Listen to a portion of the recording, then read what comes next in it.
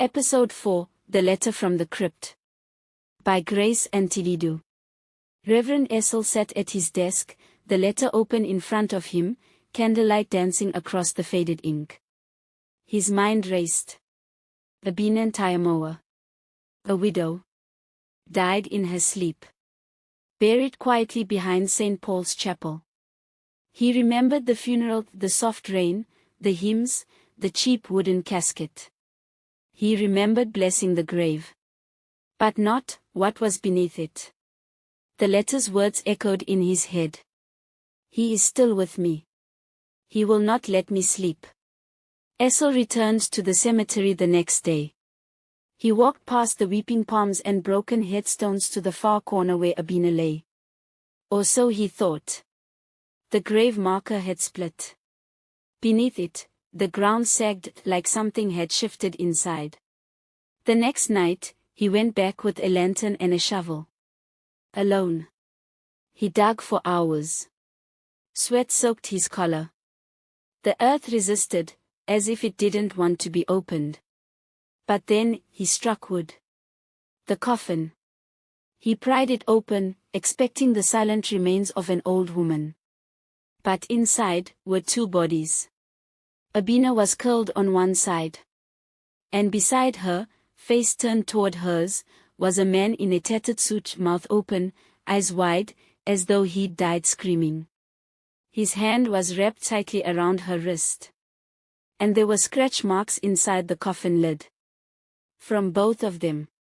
She died in peace. He did not. Now, he keeps her awake. Reverend Essel stumbled back from the grave, heart slamming against his ribs. Two bodies. One grave. The records had said nothing about another burial. No second coffin. No reinterment. And yet, there he was, a man buried beside Abina, face twisted, fingers curled in death around her wrist like he refused to let go. Essel examined the body again, forcing himself to breathe.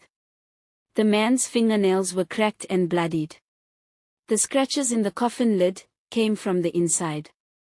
Whoever he was, he had died clawing for escape. But that wasn't the worst part. A folded note lay wedged between the bodies, stained and barely legible. It read, "If you are reading this, it means I failed. She belongs to me. Even death can take her from me. Tell the priest not to interfere again." There was no signature. Just a smear of something black, not ink, and the distinct scent of mold and old roses. That night, Essel returned to the church. And found muddy footprints leading from the altar to the baptismal font. In the pews sat a figure, hunched in prayer. Still. Silent. He approached, heart pounding. "Ma'am," he whispered. "Mrs. Tayamoa." The figure slowly lifted its head. It wasn't her. It was him, the man from the grave.